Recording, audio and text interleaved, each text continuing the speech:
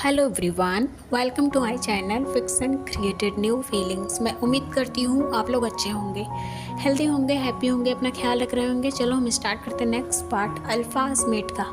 Last part में देखा था विंग को फर्स्ट हीट के प्री सिम्टम्स दिखाई देते हैं, जैसे उसे बहुत ज़्यादा पेन हो रहा होता है और विंग एंड वांगजी के बीच में कुछ मिसअंडरस्टैंडिंग हो जाती है, जिसके लिए विंग वांगजी से गुस्सा हो जाता है। अब हमें दिखाया जाता है विंग वांगजी के लैब में बैठा होता है और उसके नेक पर किस कर रहा होता है। वांगजी उसके फेस को अपने सामने लाता है और कहता है, विंग मैं तुमसे कुछ कहना चाहता हूँ, ये बहुत ज़्यादा इम्पोर्टेंट है।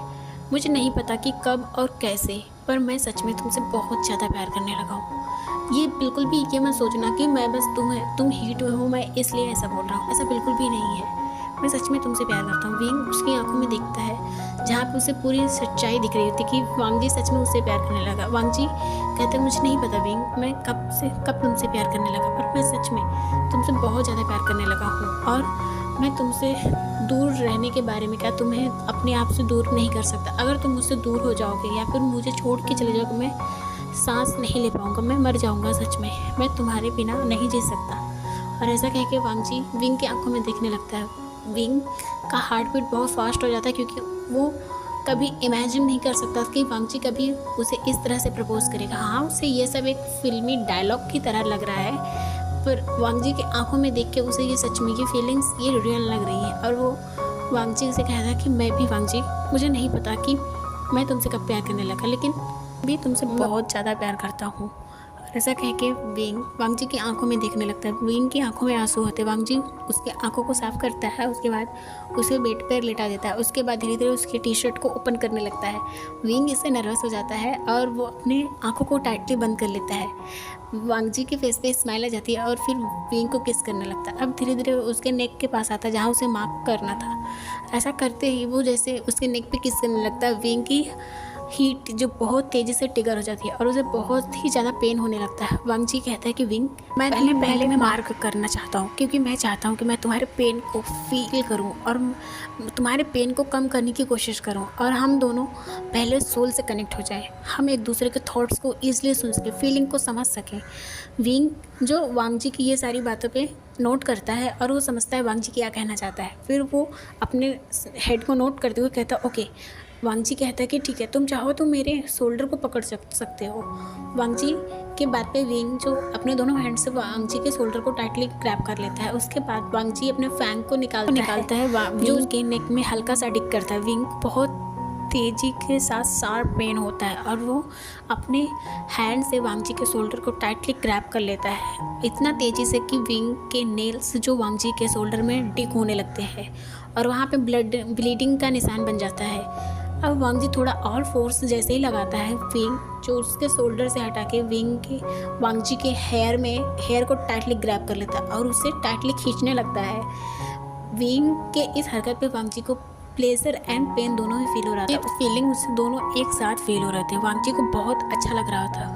अब धीरे धीरे वो अपने फैंग को विंग के नेक एरिया से बाहर निकालता है और वहाँ उस एरिया पे मार्क किए हुए एरिया पे धीरे धीरे किस एंड सक करने लगता है, जिससे वहाँ की ब्लीडिंग रुक जाए। थोड़ी देर के बाद जब ब्लीडिंग रुक जाती है तो वांगजी विंग के फेस की तरफ देखता है। उसकी आंखों में आंसू होते हैं। वांगजी विंग की आंखों को अच्छे से क्लीन करता है अपने हैंड से। उसके बाद उसके फेस पे पूरे किस करते हुए कहता है कि विंग अब तुम्हारी टर्न है, तुम मुझे माफ करो। विंग कहता है, वांगजी क्या तुम सच में चाहते हो?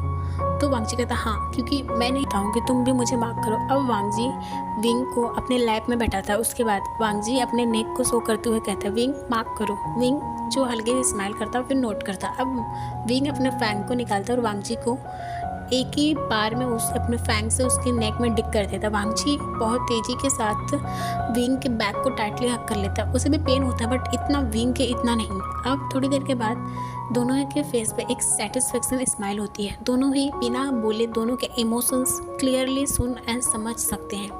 वांगजी विंग को हक करके किस करने लगता है। किस करते हुए उसे धीरे धीरे बेड पर लेटा देता है और उसके पूरी बॉडी पे किस करने लगता है। किस करते हुए वो अपने माइंड में कहता है कि विंग तुम रेडी हो। विंग जो वांगजी के इस बात पे वो थोड़ा सा ब्लश करने लगता है और वो फील करता है कि वांगजी की डिज़ायर्स क्या है और वो एक साइली नोट करता है वांग जी अब शुरू हो जाता है। उसके ट्राउज़र को उतार के और उसके पूरे बॉडी को एक हंग्री डॉग की तरह देखने लगता है। इससे विंग अपने फेस को पिलो में छिपाते हुए और उसके ऊपर एक पिलो से मारते हुए बोलता है कि वांग जी ये तुम क्या कर रहे हो, इस तरह से मुझे क्यों देख रहे हो?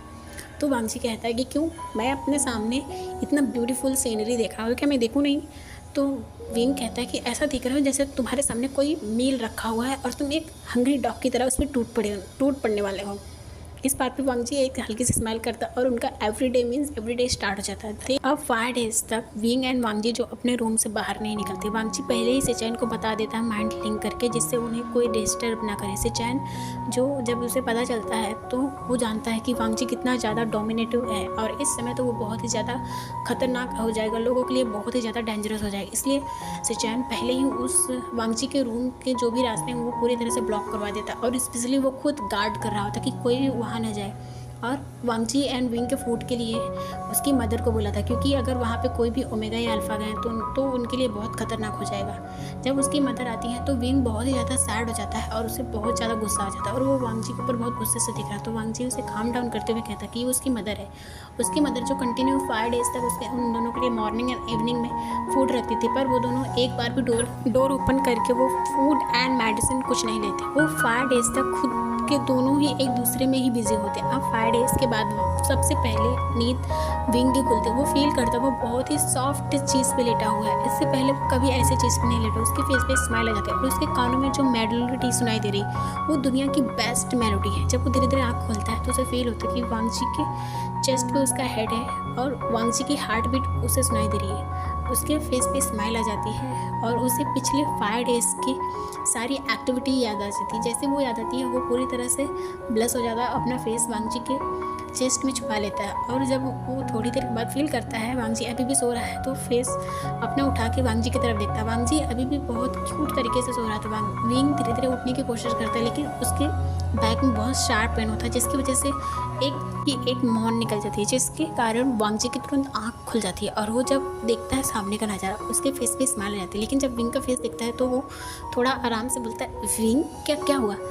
इस बात पे विंग वांग जी की तरफ अपने पिलो से उसे मारते हुए कहता कि तुम एक बीस्ट बन गए थे, तुमने क्या किया? मेरी बैग को बुरी तरह से तोड़ दिया। अब मैं चलूँगा कैसे? लोगों को पता चल जाएगा। तो वांग जी कहता हाँ तो पता चलना चाहिए ना कि मैं तुम्हारा अल्फ़ा हूँ। इस बात पे विंग जो गुस्सा करते हुए उसके चेस्ट पे हिट करने लगता है तो वांग जी कहता है ठीक है मैं मसाज कर देता हूँ। अब वांग जी विंग के बैक पे धीरे धीरे मसाज करने लगता है। थोड़ी देर के बाद उसे उठा के बाथरूम में लेके जाता है और उसे बात कराने के बाद कपड़े पहनाने के बाद फिर वो जाके डोर ओपन करता है तो देखता है कि वहाँ पे उसके लिए मेडिसिन एंड फूड रखा होता है। वो अंदर लेके आता है, विंग को अपने हाथों से खिलाता है और फिर कहता है कि तुम सो जाओ, थोड़ा तुम्हें आराम मिलेगा और मैं थोड़ा पैक में देखता हूँ क्या चल रहा है। और ऐसा कह के विंग को बेड पर लेटाता है और विंग थोड़ी देर के बाद ही सो जाता है। विंग के सोने के बाद वांग जी वहाँ से चला जाता है। विंग जो थोड़ी देर के बाद ही वो एक सपना देखता है। उस सपने में देखता है कि वेन रूहान करके एक पर्सन है जो उसके पेरेंट्स उसके मदर एंड फादर को एक रूम में बंद किया और वो कुछ पूछ रहा है। उसके मदर एंड फादर जो कुछ नहीं बोल रहे वो लोग बहुत ही ज़्यादा वीक हैं। विंग जो उन्हें देख के उसके आंखों से आंसू आने लगते हैं और वो बहुत ज़्यादा स्ट्रगल करने लगता है। अब थोड़ी देर के बाद ही वो उठ जाता है और वो बहुत लंबी लंबी सांस लेने लगता है। उसके बाद वो कहता है ये क्या था? वो मेरे पेरेंट्स थे। वेन रूहान ये कौन है? वेन रूहान ये कौन है?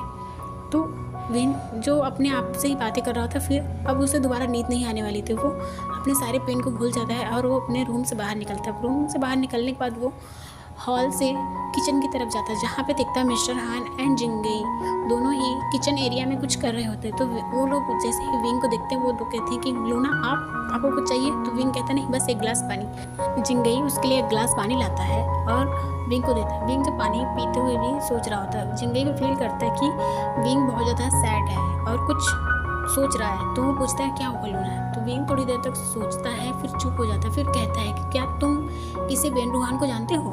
इस बात पे जिंगई मना करता है लेकिन मिस्टर हान के हाथ में ग्लास होता है वो छूट के गिर जाता है और वो जल्दी जल्दी फिर उसे उठा के माफ़ी मांगते हुए फटाफट उसे उठाने लगते हैं। विंग को ये थोड़ा ऑड लगता है। फिर वो मिस्टर हान के पास आता है और कांच को उठाने लगता है। तो इस बात पे जिंगई एंड मिस्टर हान दोनों ही शॉक हो जाते हैं और उसके हाथ से कांच ले लेते हैं और कहते हैं लूना आप रहने दीजिए, मैं कर लूँगा, मुझे माफ़ कर दीजिए, मुझसे टूट गया। अब जिंगई एंड मिस्टर हान जो कांच के टुकड़े को क्लीन करते हैं और मिस्टर हान जो वो कांच के टुकड़े को डस्टबिन में डालने के लिए जा रहे होते हैं, लेकिन जिंगई को विंग कहता है कि क्या तुम ये कांच के टुकड़े डस्टबिन में डाल सकते हो। तो जिंगई नोट करता है और वो कांच के टुकड़े को लेकर डस्टबिन की तरफ चला जाता है। अब विंग मिस्टर हान के हैंड को पकड़ लेता है क्योंकि वो भी जा रहे थे। तो विंग कहता है कि मिस्टर हान आप जानते हैं कि वेन रूहान कौन है। तो वो नर्वसली अपने हेड को शेक करते हुए कहते हैं नहीं मैं नहीं जानता। तो फिर इस पर विंग कहता है कि आप जानते हैं।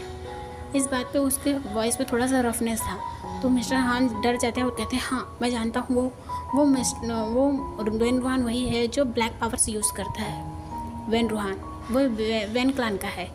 विंग कहता ओह इंटरेस्टिंग, क्या और कुछ जानते हो। तो वो अपने नीज़ पे बैठ जाते, कहते हैं नहीं मास्टर मुझे अब कुछ नहीं पता है और आप प्लीज़ इसके बारे में किसी से बात मत कीजिएगा, नहीं तो बहुत ज़्यादा पनिशमेंट मिलेगी मुझे। और ऐसा कहे कि वो माफ़ी मांगने लगते हैं। विंग उन्हें खड़ा करता है और कहता है कि ठीक है मैं किसी से नहीं कहूँगा।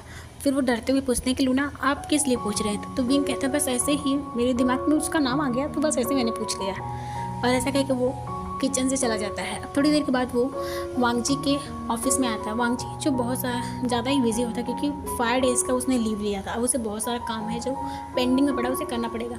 वांगजी जो बहुत ज़्यादा फ्रस्ट्रेट हो रहा होता है क्योंकि उसे यहाँ काम में बिल्कुल भी मन नहीं लग रहा होता। उसे विंग की याद आ रही थी। विंग वांगजी के थॉट्स एंड फीलिंग को अच्छे से समझ पा रहा था। उसके फेस पे स्माइल आ जाती है। वो वांगजी के चेयर के पीछे से वांगजी के शोल्डर पे टैप करता है। वांगजी जैसे ही विंग के स्माइल फील करता है और वो तुरंत पीछे मुड़ के देखता वहाँ पे विंग खड़ा होता है। वो अपने चेयर से खड़ा होता है और विंग को टाइटली हग कर लेता है और उसके फेस पे किस करते हुए कहता है कि विंग तुम कैसे हो, तुम्हारा पेन ठीक है, सब कुछ ठीक है, क्या हम हीलर के पास चलें। और बहुत सारे क्वेश्चन ऐसे पूछने लगता है। तो विंग जो कहता है वांगजी रुको तुम इतना तेजी से बुलेट ट्रेन की तरह क्यों भाग रहे हो, एक बार पूछो, एक क्वेश्चन करके पूछो तो मैं तुम्हें आंसर दूंगा ना, तुम इस तरह से भागे चले जा रहे हो, क्या कहीं जाना है तुम्हें। तो विंग को वांगजी जो टेबल पे बैठा था कहता नहीं बस मैं तुम्हें याद कर रहा था। तो वांगजी के इस बात पे विंग कहता अच्छा और क्यों याद कर रहे थे।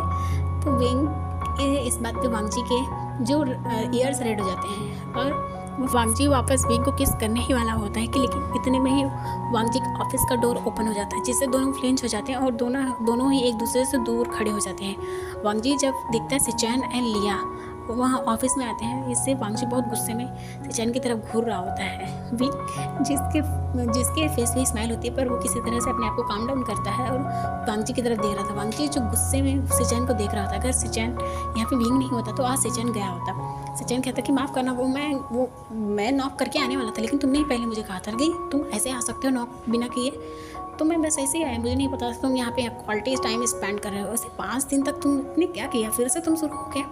वांगजी तुम क्या हो। इतने में वांगजी जो वहाँ पे फाइल्स रखी होती है वो सिचैन को पर थ्रो करने लगता है। सिचैन जो बचते हुए विंग के पीछे आ जाता है, इससे वांगजी और गुस्सा हो जाता है और विंग को अपनी तरफ खींच लेता है। अब थोड़ी देर के बाद विंग कहता है कि वांगजी मुझे कुछ बात करनी है। सिचैन एंड लिया एंड वांगजी तीनों ही विंग की तरफ देखने लगते हैं। विंग कहता है कि ये वेन रूहान कौन है। इस बात पे तीनों ही बहुत ज़्यादा शॉक हो जाते हैं, स्पेशली वांगजी जो विंग को घूर घूर के देख रहा होता है। तो विंग कहता है कि मैंने आज उस ड्रीम देखा, मैंने देखा कि मेरे पेरेंट्स को वेन रूहान नाम का पर्सन मेरे पेरेंट्स को अपने पास रखा हुआ है और उनसे कुछ बातें पूछ रहा है, पर मेरे पेरेंट्स उन्हें कुछ नहीं बता रहे। मैं इतनी देखा मेरे पेरेंट्स हैं वहाँ पे। इस बात पे वांगजी कहता है कि विंग ये एक ड्रीम है।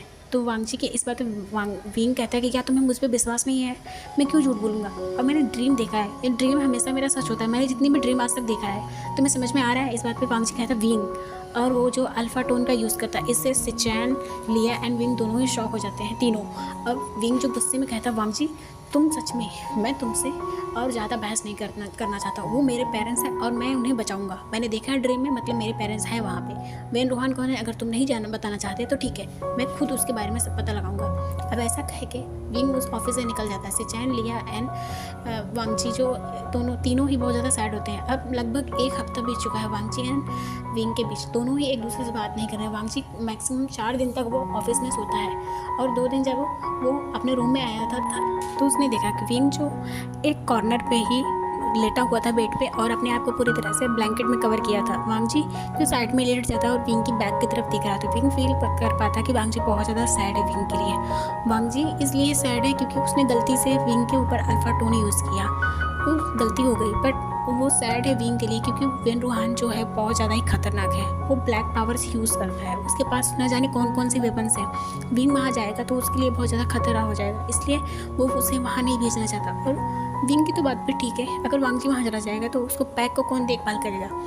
वांग जी यहाँ रहेगा तो वो विंग की जगह दोनों ही देखभाल कर सकता है, पर विंग अभी यहाँ पे नया है, वो कुछ भी नहीं जानता ज़्यादा। वांग जी वहाँ छोड़ के कैसे जा सकता है, ये अपने पैक को जिम्मेदारी उससे छोड़ के कैसे जा सकता है। दोनों ही जो एक दूसरे से बात नहीं करते। अब एक दिन जब वांग जी विंग को देखता है कि विंग कंटिन्यू एक हफ्ते से लाइब्रेरी में बुक पढ़ रहा है और उस वेन चाओ के बारे में वेन रूहान के बारे में जानने की कोशिश कर रहा है, तो वांग जी कहता है विंग मुझे तुमसे बात करनी है। तो इस बात पे विंग कहता है अगर तुम ये कहना चाहते हो कि मैं वहाँ नहीं जा सकता तो मैं तुमसे बात नहीं करना चाहता। फिर वांग जी एंड लिया एंड सिचैन एंड एंड्रिया पाँचों लोग विंग के पास आते हैं और कहते हैं हमें सच में कुछ बात करनी है।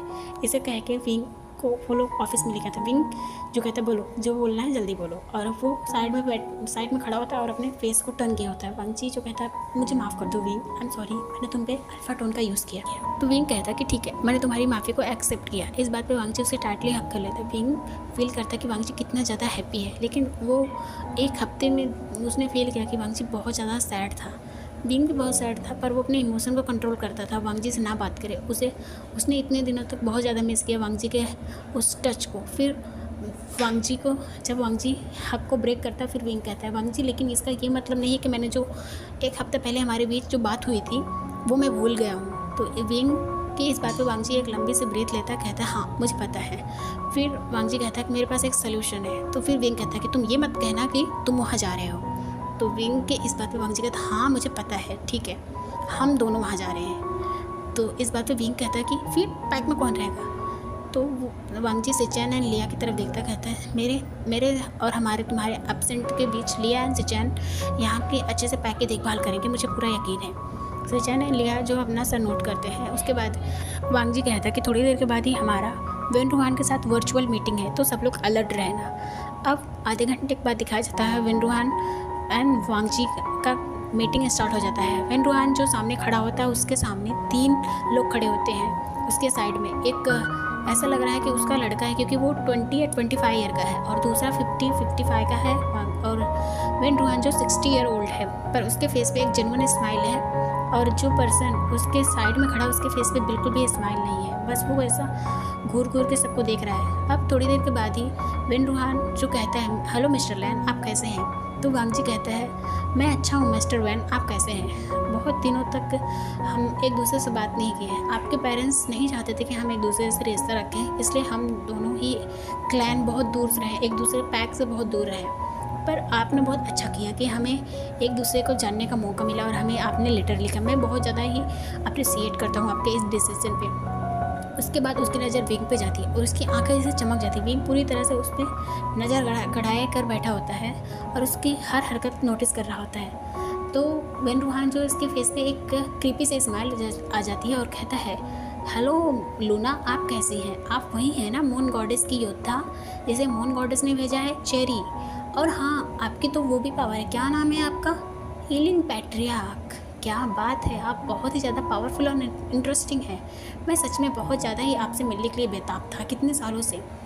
इस बात पे सिचैन एंड वांग जी बहुत ज़्यादा शॉक हो जाते हैं कि इसे कैसे पता। फिर विंग कहता है कि अच्छा आपको कैसे पता कि मैं हीलिंग पैट्रियार्क हूँ जबकि आप नहीं आए थे। तो इस बात पे वेन रूहान कहता है कि क्या बात कर रही हैं लूना, आपके पैक आपको पता है इस आपकी ये बात पूरे पैक में पूरी तरह से विख्यात है कि आप हीलिंग पैट्रियार्क हैं। हीलिंग पैट्रियार्क जो हज़ारों साल पहले था, जो ब्लैक पावर को यूज़ करता था और ब्लैक पावर को कंट्रोल भी करता था। आप ही उनकी सोल हैं, या हम कहें कि हीलिंग पैट्रियार्क ने रिबर्थ लिया है, ये गलत नहीं होगा। इस बात पे विंग के फेस पे जो स्माइल थी वो चेंज हो जाती है। फिर वो अपने इमोशन को कंट्रोल करते हुए कहता है कि वेन रूहान हम सीधे पॉइंट की बात करते हैं।